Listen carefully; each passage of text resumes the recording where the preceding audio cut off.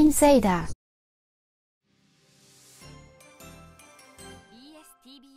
Il y a 33 ans, à l'époque du grand succès de Street Fighter 2, le monde était en plein boom des jeux de combat. C'est à cette époque qu'un fabricant d'Osaka a créé une série de grands succès parmi les jeux de combat.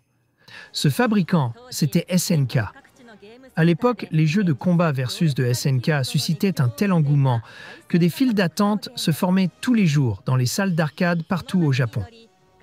Porté par cette vague, SNK a donné naissance à de grands succès comme Fatal Fury, Samurai Shodown, The King of Fighters et bien d'autres jeux de combat, à tel point que SNK en est venu à être appelé le roi des jeux de combat.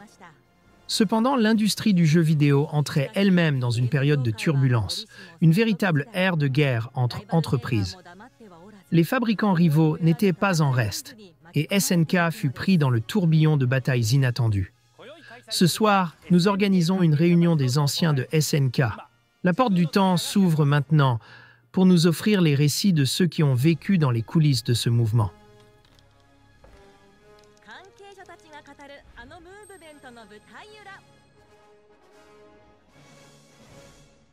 Le premier intervenant est M. Yasuyuki Adachi, qui a conçu Samurai Shodown et a guidé la série pendant de nombreuses années. Enchanté de vous rencontrer. Ensuite, nous avons M. Tanabe, qui a mené The King of Fighters pendant de nombreuses années, et M. Oda, producteur des jeux de combat SNK tels que Fatal Fury. Les acteurs clés qui ont soutenu les succès des années 90 sont réunis. Aujourd'hui, nous espérons que vous nous parlerez en détail des coulisses de ces grands succès de SNK. Merci de votre présence. Pour commencer, parlons des débuts de SNK.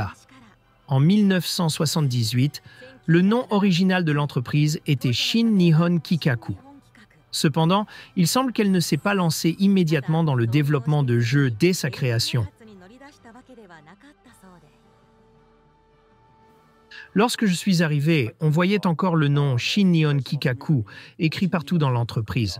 Je ne sais pas pourquoi, mais il y avait beaucoup de casques comme ceux utilisés dans le secteur de la construction qui traînaient dans les locaux de l'entreprise. Ah, alors faisiez-vous aussi du bâtiment? Apparemment, c'était le cas pour d'autres fabricants de jeux à cette époque. À l'époque, le terme « industrie du jeu vidéo » n'existait pas encore, et même le concept était absent. On avançait à tâtons. Il n'y avait pas l'impression que l'entreprise avait déjà une marque bien établie à l'époque. Alors on se demandait, pourquoi avait-il besoin de casques? On se posait aussi toutes sortes de questions, comme « mais qu'est-ce qu'il faisait vraiment ?» Au tout début, il y avait des gens comme M. Taito qui ont ouvert la voie en créant ce qu'on appelait des « invader houses ». Et beaucoup de gens étaient probablement venus de différentes industries. C'était une période où l'ambiance était encore celle des premiers jours de l'industrie. Cette discussion fait ressortir que le nom de Shin Nihon Kikaku est apparu à nouveau. Mais avant que l'entreprise ne devienne SNK, elle s'appelait donc Shin Nihon Kikaku. Quelle était alors l'origine de cette entreprise? À ce stade, beaucoup de mes anciens collègues plus âgés ont pris leur retraite ou ont quitté l'industrie du jeu, donc je ne peux pas vraiment en parler ici. C'est un peu enveloppé d'un voile de mystère. Quant à ce sujet un peu intouchable, je ne sais même pas s'il est vraiment intouchable ou pas.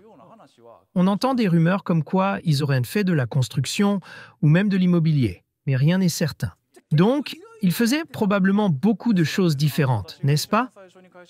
Je pense que oui. Quand je suis entré dans l'entreprise pour la première fois, c'était en tant que designer. Et le premier jour, on m'a dit « Ah, tu es arrivé, alors fais ça ». Il y avait des lots de semi-conducteurs et on devait les nettoyer. Ils étaient recouverts d'une sorte d'autocollant pour éviter qu'ils ne brûlent. Et après avoir retiré l'autocollant, on les réutilisait parce que c'était du gâchis de les jeter. Après avoir enlevé l'autocollant, il restait des résidus collants et on devait les laver au kérosène. C'était une tâche qu'effectuaient habituellement les dames du poste de garde, mais on m'a demandé de travailler là-bas.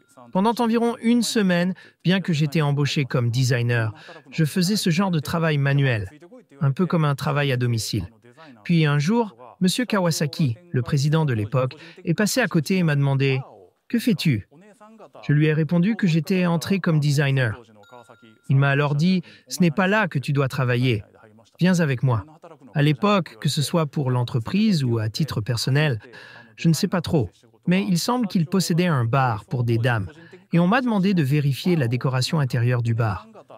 Le président m'a demandé « Alors, qu'en penses-tu de ce design ?» J'avais 20 ans à l'époque, et j'ai dit « Oui, c'est bien ». Et il a répondu « Vraiment ?» C'était ma première expérience en tant que designer. Jusque-là, il n'y avait aucun rapport avec les jeux vidéo. Alors, quand avez-vous commencé à vous impliquer dans les jeux? Tout en élargissant leurs activités, ils ont remarqué la popularité de Space Invaders, et Shin Nihon Kikaku a également commencé à développer des jeux. Mais à cette époque pionnière, il y avait des problèmes.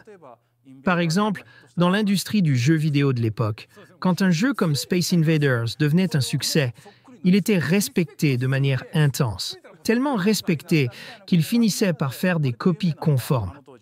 L'un des exemples les plus célèbres est un jeu dans lequel le joueur incarne un personnage qui tire des canons d'énergie, comme le célèbre Wave Motion Gun de Yamato. Shin Nihon Kikaku a également créé un jeu de ce genre, et le titre en kanji était exactement le même. Apparemment, quand ils ont reçu une plainte à ce sujet, un des dirigeants de l'époque a répondu « Oh, c'est Space Battleship Daiwa, pas Space Battleship Yamato ». C'était une sorte de pirouette basée sur la lecture chinoise et japonaise des caractères qui est différente. Donc, il y avait beaucoup de choses incertaines, un peu comme un brouillard de mystère flottant. En 1986, l'entreprise a changé son nom pour SNK et a commencé à lancer une série de jeux originaux.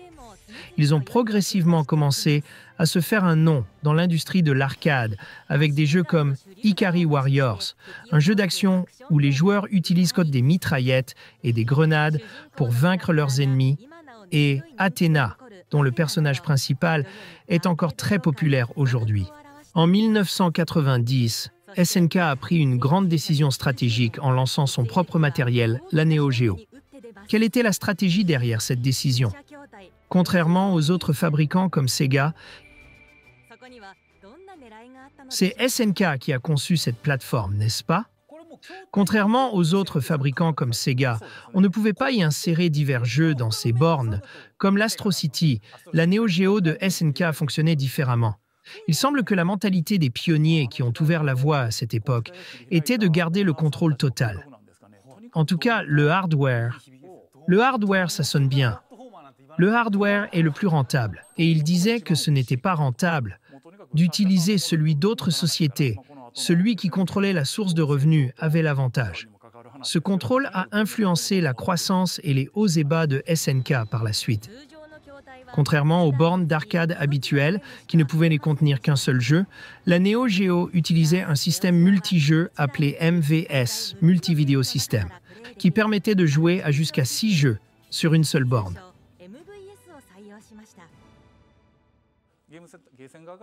Pour les exploitants de salles d'arcade, une fois qu'ils avaient acheté un ensemble, ils pouvaient simplement remplacer les cartouches ROM à moindre coût en fonction de la popularité des jeux.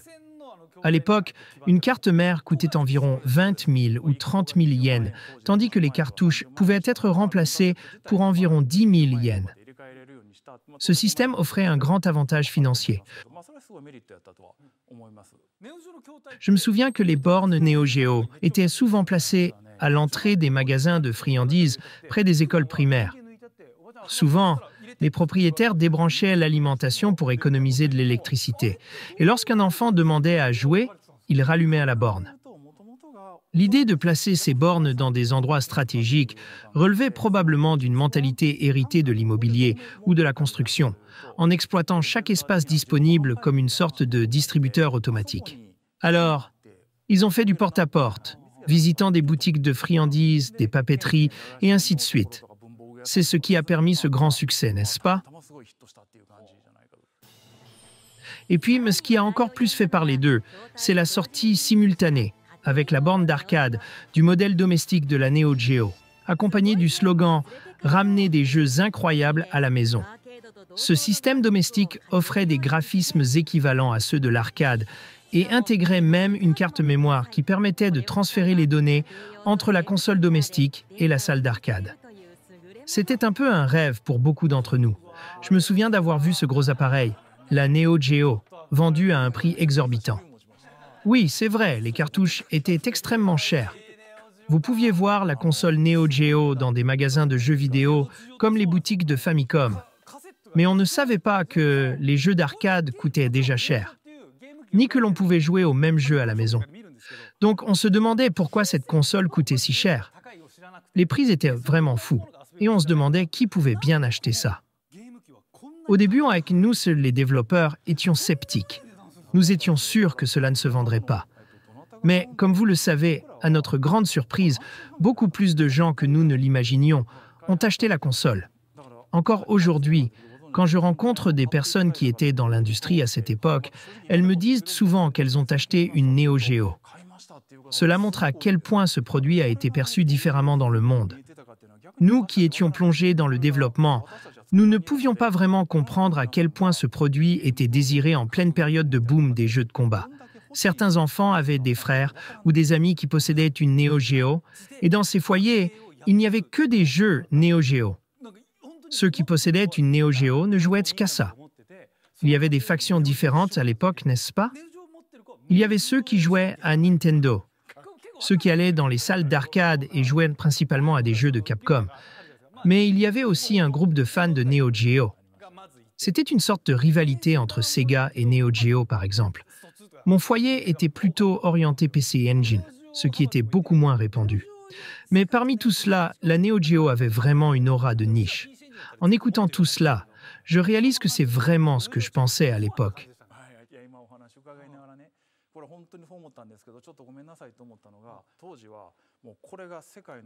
Nous étions convaincus que nous développions pour le marché mondial et nous avons foncé tête baissée dans cette voie.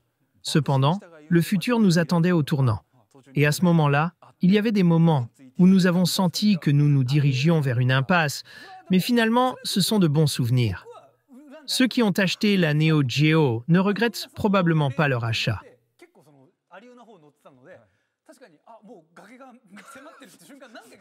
Ils disent sûrement que ce sont de bons souvenirs, et ils continuent de se le répéter.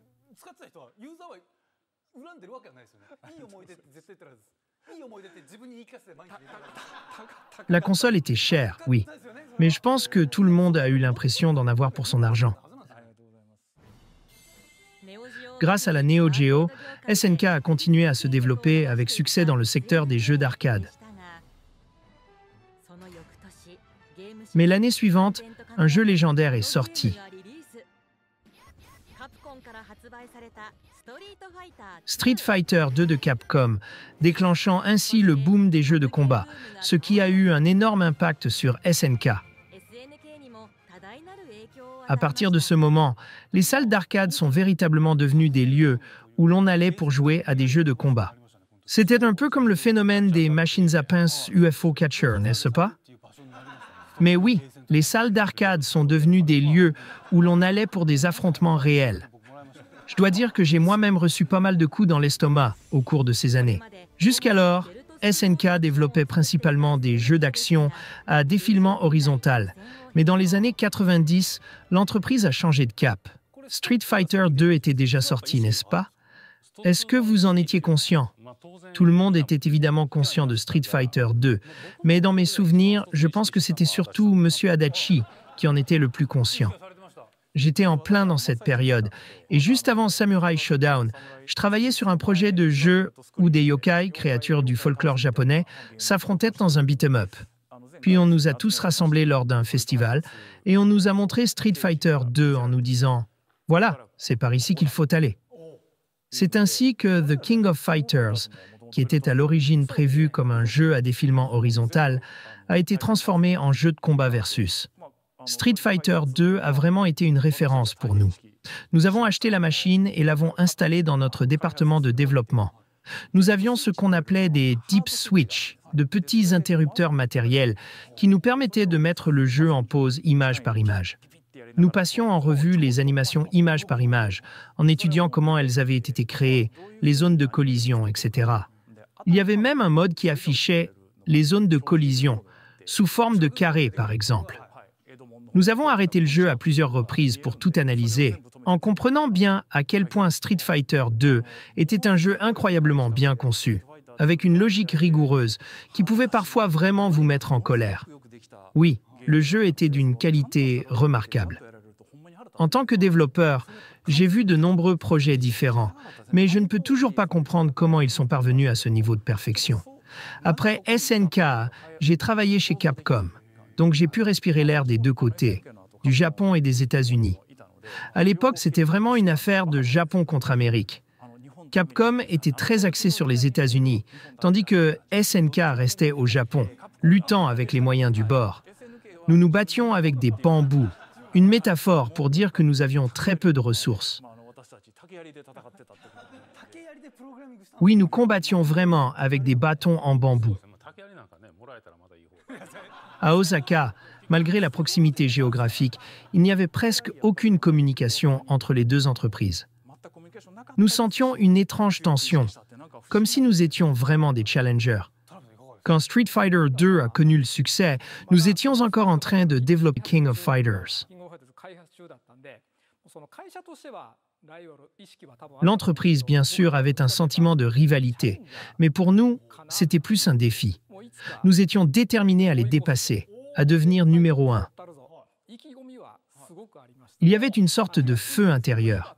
Ce n'était pas seulement une rivalité, c'était une volonté de rattraper Capcom, de grimper au sommet. C'était le Japon qui devait battre les États-Unis en général. Il y avait un sentiment palpable de devoir surpasser ce qui semblait être un mur infranchissable. Voilà le genre de mots que j'avais envie d'entendre. Des choses comme des lances sans bambou ou des combats à main nue. Cela dit, l'un des jeux de combat emblématiques, considéré comme l'origine des jeux de combat de SNK, est Fatal Fury. Malgré le manque de savoir-faire, ils ont réussi à le terminer grâce à une personne inattendue. C'était Monsieur Nishiyama, le créateur de Street Fighter 1, qui est venu à SNK et a travaillé sur Fatal Fury 1 et Art of Fighting. En quelque sorte, on peut dire que les racines spirituelles sont les mêmes. Oui, c'est peut-être même la même chose en un sens. Est-ce que cela s'est passé par des recrutements ou quelque chose du genre? On ne sait pas si c'était intentionnel ou non, mais à ce moment-là, plusieurs personnes sont passées de Capcom à SNK, et cela a été un point de changement majeur. Avec cette nouvelle arme en main, comment SNK a-t-il cherché à se différencier et à relever le défi? SNK, non seulement avec Fatal Fury, mais pour tous ses jeux, a toujours mis l'accent sur la personnalité des personnages, la mise en scène et la narration. C'est probablement ce qui a créé la plus grande différence avec Capcom. Dans Fatal Fury, par exemple, il n'y avait que 3 personnages principaux au départ, Terry, Andy et Joe. Il y avait une profondeur dans le développement des personnages et une histoire forte. Je crois qu'il y avait même une scène où Guise apparaissait et faisait un commentaire. C'était peut-être dans le premier Fatal Fury, non? Dans une salle, en costume. Oui, c'était après avoir perdu contre lui. Si vous perdez, vous êtes projeté du bâtiment. Mais si vous gagnez, vous pouvez le faire tomber, ce qui est devenu un sujet de plaisanterie encore aujourd'hui. Oui, c'est vrai, c'était souvent utilisé comme une blague. Geese Howard, le personnage, est devenu emblématique pour tomber de divers endroits, même lorsqu'il apparaissait dans des jeux d'autres sociétés. Après le boom des jeux de combat, la notion de income, revenu généré par les jeux, a beaucoup évolué. Le temps moyen passé par les joueurs sur un jeu devenait de plus en plus court. Si un joueur perd dans un jeu de combat, il quitte immédiatement le jeu. Les joueurs se concentraient davantage sur le fait de gagner ou de perdre plutôt que sur le temps passé à jouer. Donc, les sociétés ont commencé à chercher à faire tourner les jeux plus rapidement. C'est pourquoi la difficulté des modes solo a augmenté de manière significative, surtout pour attirer les joueurs vers les jeux en mode versus. Il est vrai que certains boss étaient vraiment très difficiles à battre à cette époque. La difficulté pouvait être ajustée de niveau 1 à 8 dans les bornes d'arcade, mais par défaut, les machines étaient configurées sur le niveau 4. La différence entre le niveau 4 et le niveau 8 était presque inexistante, vraiment. Nous nous efforcions de rendre l'ordinateur très difficile.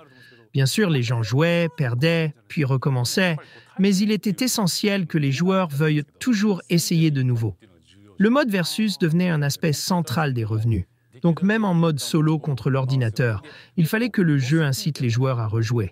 Si un joueur arrivait presque à la fin, tout le monde voulait voir la fin. Donc les gens se rassemblaient, et cela augmentait la durée de jeu. Quand cela arrivait, nous, développeurs, étions heureux, mais nous voulions que les gens entrent et continuent à jouer. On a ainsi fait ressortir la nostalgie avec Fatal Fury sur la Neo Geo.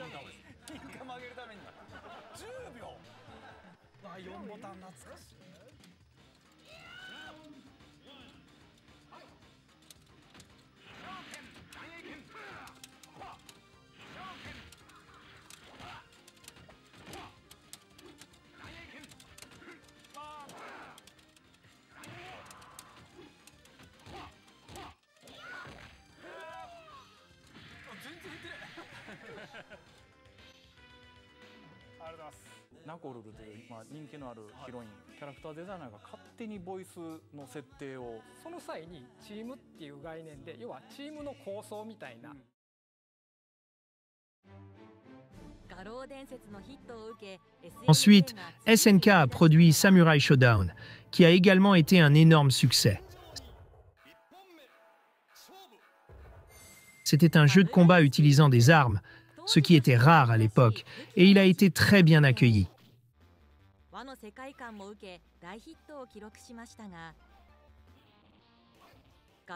Le jeu a connu un succès mondial, mais développer un autre jeu après Fatal Fury a créé une ambiance étrange.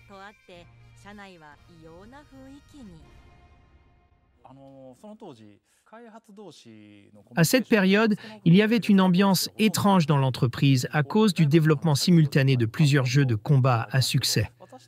Les communications entre les équipes de développement, notamment au niveau des directeurs, étaient quasi inexistantes. Quand il s'agissait de rivalité, ce n'était pas avec Capcom, mais avec les autres équipes internes.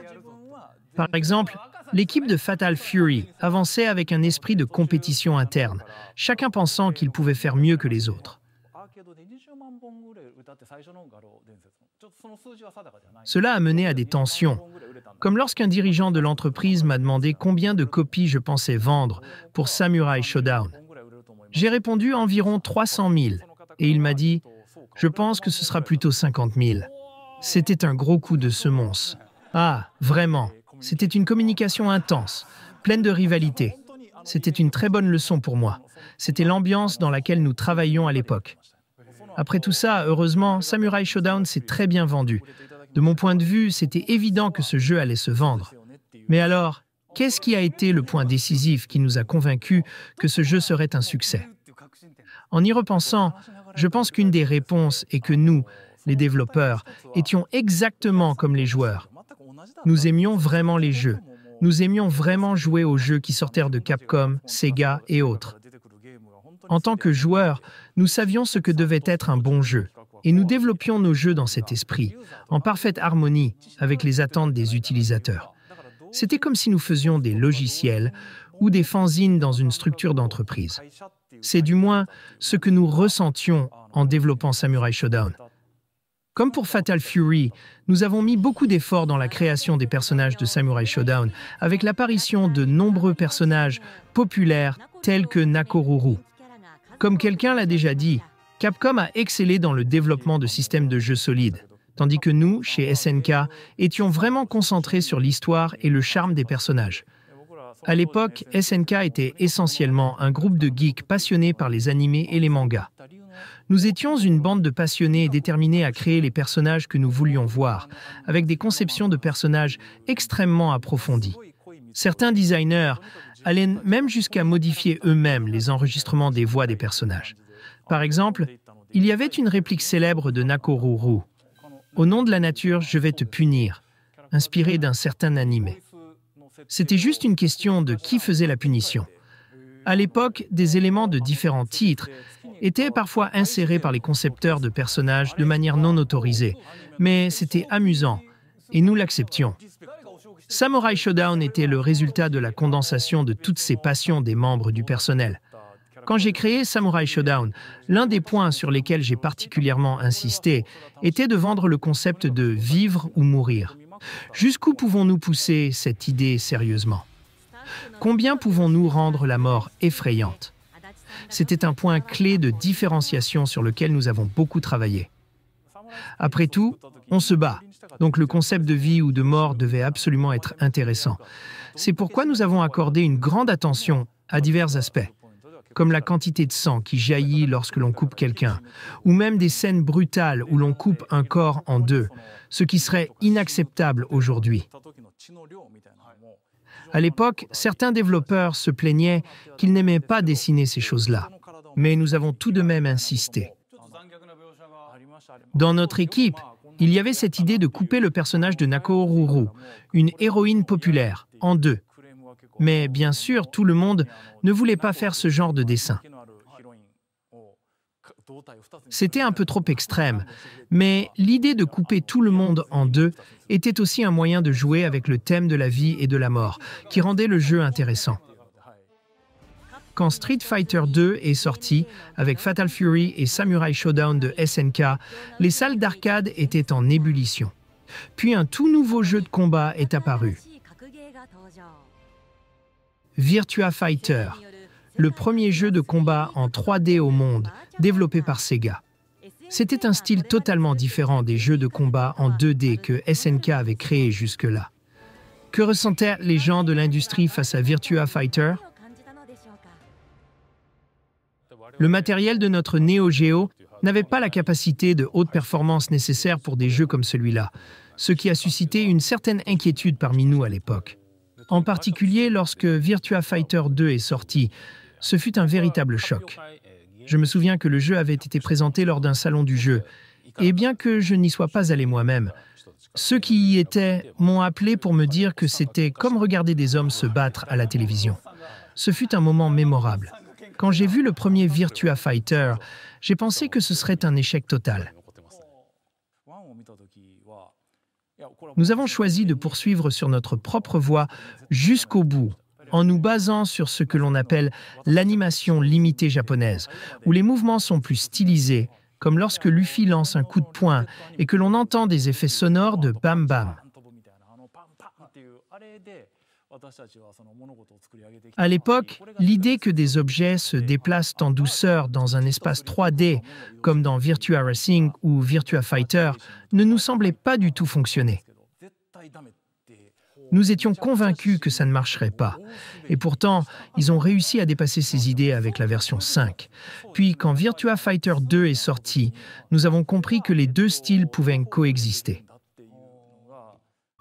Ensuite, avec l'arrivée de Tekken, la vague des jeux de combat en 3 dimensions a commencé à déferler. Senka a décidé de rester fidèle aux jeux de combat en 2D et a produit un autre hit, The King of Fighters 94. Ce jeu rassemblait des personnages populaires de SNK comme ceux de Fatal Fury, Art of Fighting, Athena, etc., dans une sorte de festival. La caractéristique la plus notable du jeu était le système d'équipe de 3 personnages.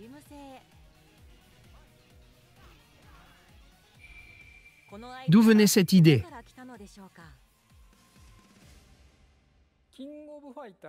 Avant de devenir The King of Fighters, comme pour Samurai Shodown, le premier concept de jeu était un jeu d'action à défilement horizontal.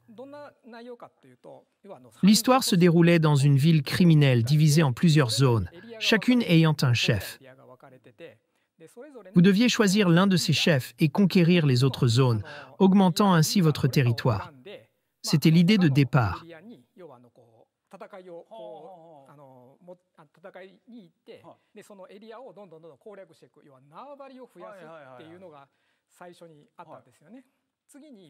Ensuite, à mesure que les jeux de combat devenaient populaires, nous avons décidé de transformer le jeu en un jeu de combat tout en conservant l'atmosphère de base. Le concept d'équipe a émergé de cette idée, s'inspirant des compétitions de judo ou d'autres sports de groupe, et c'est ainsi que nous en sommes arrivés à un jeu en 3 contre 3.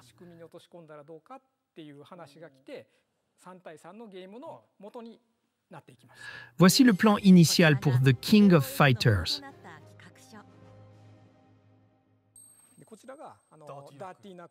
Il s'intitulait à l'origine Dirty Knuckle et était un jeu d'action à défilement horizontal. vous pouvez déjà voir des personnages qui rappellent les équipes actuelles. Il y avait déjà une équipe de football américain représentant l'équipe américaine. Certains personnages originaux étaient déjà présents dans cette version. À partir de là, nous avons basculé vers le jeu de combat en équipe de 3 contre 3. Dans le concept, on peut lire clairement qu'il s'agissait de créer un jeu de combat très différent des autres jeux, de versus 1 contre 1. Par exemple, l'équipe de Geese Howard de Fatal Fury a été conçue dès cette phase de développement. Oh, donc c'était l'équipe de Fatal Fury à la fin. Donc les équipes étaient déjà décidées. Et pour l'équipe Ikari, ils ont commencé à emprunter des personnages d'autres titres pour réduire les coûts de création de personnages et minimiser le temps consacré à imaginer de nouveaux personnages.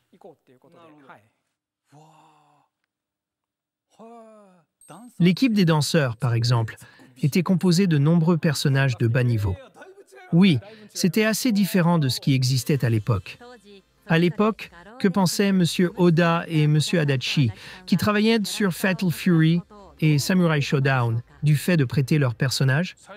Quand The King of Fighters 94 est sorti, on se demandait si le jeu allait continuer avec une version 95, 96, etc. Quand 94 est sorti, nous avons vu 3 personnages de Fatal Fury et d'Art of Fighting, et nous nous demandions comment vont-ils les utiliser.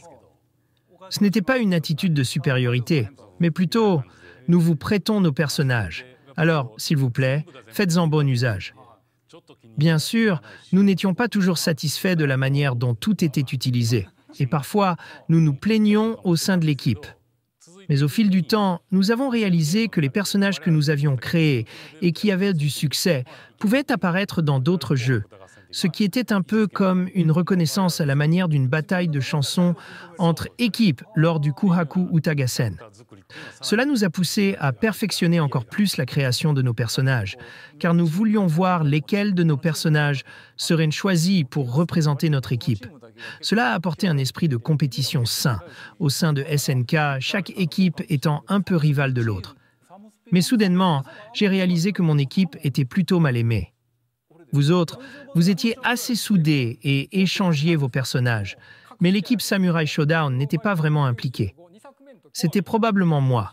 Nous avions prévu de faire un combat d'amitié en tant que personnage caché pour la version King of Fighters 95.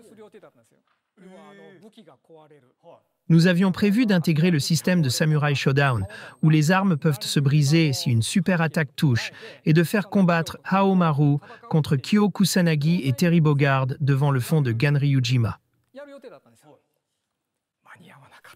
Mais nous avons manqué de temps. Nous n'avons pas réussi à tout intégrer. Cela ne correspondait peut-être pas à la vision de l'époque.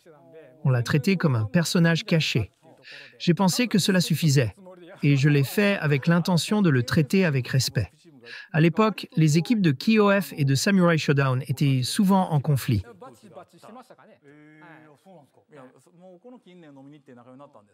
Récemment, on a bu un verre ensemble, mais à l'époque, pour être franc, l'ambiance était tendue. Ils ne nous appréciaient pas vraiment.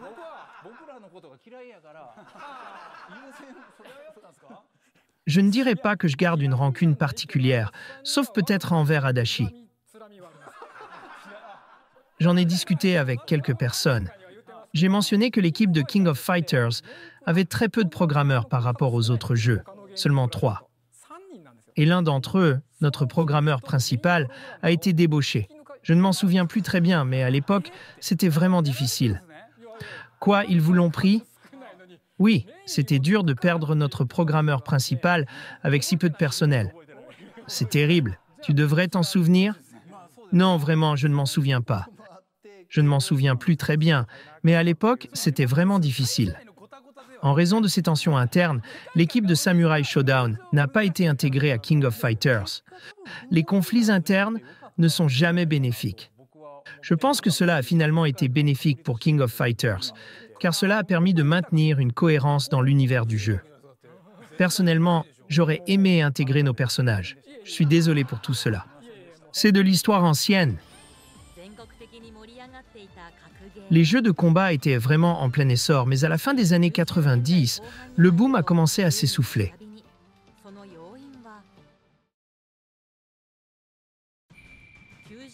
Les raisons de ce déclin sont nombreuses. Le fait était que les jeux de combat ont atteint une popularité exceptionnelle. Et comme tout phénomène, le boom devait finir par s'estomper. À l'époque, les jeux de combat étaient ceux qui généraient le plus de revenus. Donc nous avons continué à les produire. Surtout parce que nous avions la mission de fournir des logiciels pour notre hardware, la Neo Geo. Cependant, je pense que le tournant est arrivé avec la sortie de la PlayStation. L'arcade et les consoles domestiques ont complètement inversé leur rôle. Les expériences de jeu à domicile sont devenues meilleures qu'en salle d'arcade. Pour moi, le tournant décisif a été Final Fantasy VII. Quand FF est passé à la 3D, cela a défini un nouveau standard. Quand on pouvait vivre cette expérience à la maison, il est devenu de plus en plus difficile de faire revenir les gens dans les salles d'arcade. À l'époque, même Final Fantasy VII avait un impact sur les salles d'arcade. SNK a alors essayé de renforcer sa présence sur le marché des consoles domestiques et a lancé la Neo Geo CD en 1994. Elle était moins chère que le modèle original, tant pour la console que pour les jeux. Mais il y avait un inconvénient majeur. Le temps de chargement était extrêmement long. Il y avait ce singe qui apparaissait pendant le chargement. Et la plupart du temps, on passait plus de temps à regarder ce singe qu'à jouer au jeu. Pendant les tests, la frustration contre ce singe montait de plus en plus.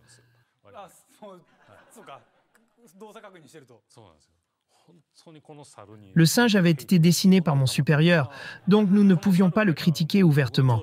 Mais tout le monde détestait ce singe. Les temps d'attente étaient si longs.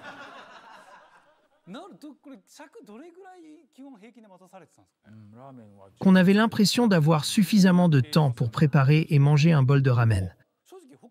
Pour être honnête, à cette époque, les jeux sur PlayStation avaient également des temps de chargement, mais ce n'était pas aussi extrême.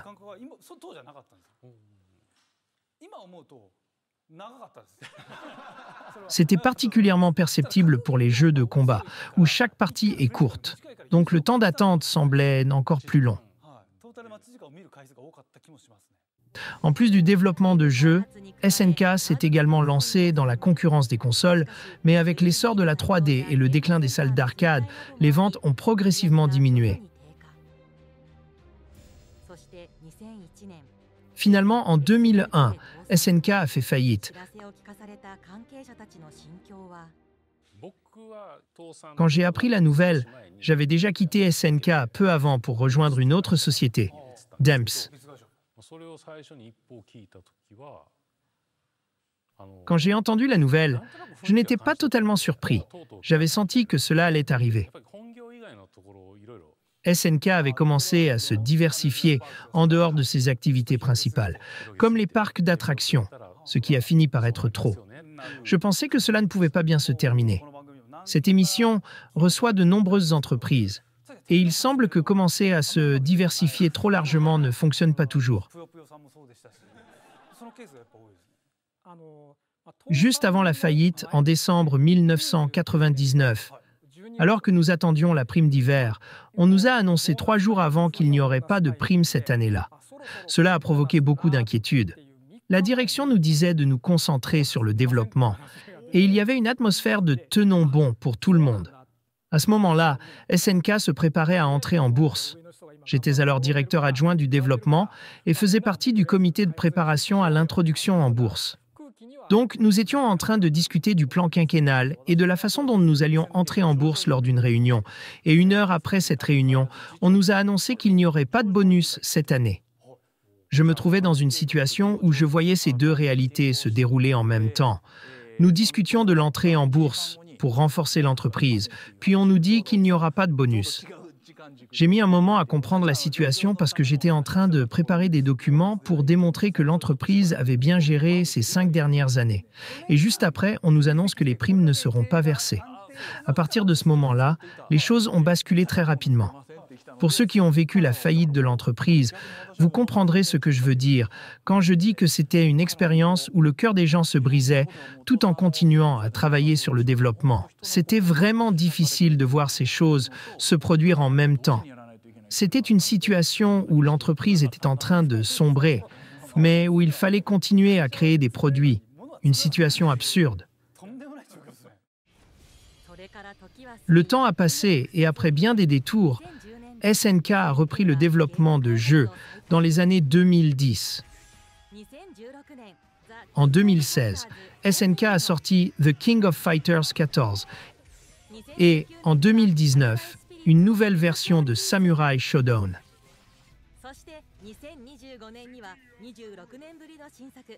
En 2025, après 26 ans, une nouvelle suite de Fatal Fury, intitulée City of the Wolves, est prévue. Comment le jeu a-t-il évolué? Il s'agit du premier nouveau jeu de la série Fatal Fury en 26 ans.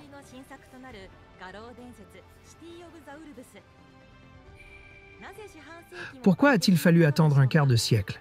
Quand je suis revenu chez SNK, je venais de l'équipe originale de Fatal Fury et je leur ai demandé de me laisser terminer l'histoire, qui s'était arrêtée au milieu, y compris une véritable fin. Cependant, pour l'entreprise, la priorité absolue était de relancer l'IP de KOF, King of Fighters. Nous devions donc d'abord restaurer KOF correctement, avant de revenir à Fatal Fury.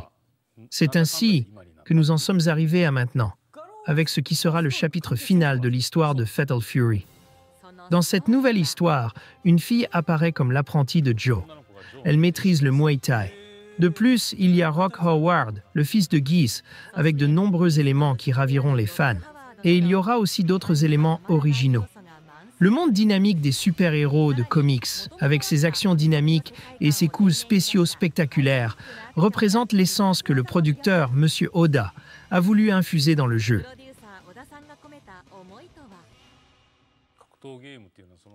Les jeux de combat, bien que leurs règles de base restent les mêmes, se jouent désormais dans des environnements totalement différents. Aujourd'hui, les matchs en ligne via Internet sont la norme, et le terme e-sport est apparu en cours de route, transformant les jeux en compétition. Notre première préoccupation était de créer un jeu que même les jeunes joueurs pourraient pleinement apprécier. Pour les anciens employés de SNK qui ont produit de nombreux chefs-d'œuvre et pris un nouveau départ, que représente cette entreprise? En un mot, c'est comme un sentiment de sécurité, comme si c'était ma maison. J'ai passé mes années 20 chez SNK, puis j'ai quitté l'entreprise dans la trentaine et je suis revenu dans la quarantaine. Finalement, je pense que réaliser mes projets chez SNK est la meilleure chose à faire. SNK était un fabricant d'Osaka qui a gravi les échelons lors du premier boom des jeux vidéo, offrant de nombreuses opportunités de défis. Je suis reconnaissant de pouvoir encore aujourd'hui créer et produire dans le monde du jeu vidéo. C'est chez SNK que j'ai acquis la confiance, le savoir-faire et la compréhension de ce qui peut mener à l'échec. Démarrer ma carrière dans cette industrie chez SNK a été une excellente chose. J'ai aussi dit à Oda-kun que j'aimerais encore m'impliquer sérieusement avec SNK. Au fil des années, je n'ai cessé de lancer des appels passionnés à SNK, car étant à un âge avancé dans cette industrie, je veux tirer mon dernier feu d'artifice avec SNK. C'est une entreprise qui me tient vraiment à cœur. Le temps passé chez SNK m'a appris la difficulté et les défis de la création, ainsi que le plaisir de créer.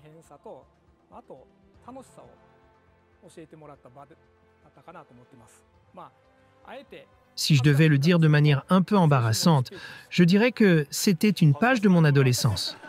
Ce n'est pas embarrassant du tout, c'est même quelque chose de merveilleux.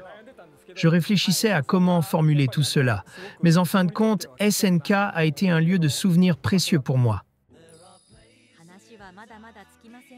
Bien que nous pourrions continuer cette conversation encore longtemps, il est temps de conclure. Merci beaucoup pour votre temps. En fin de compte, je pense que cette élégance convient bien à KOF.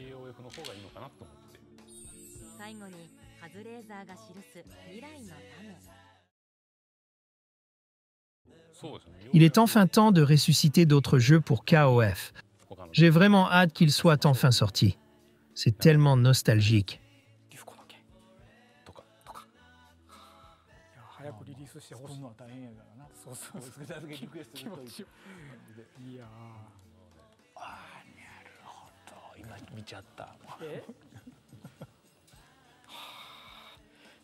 事情啊。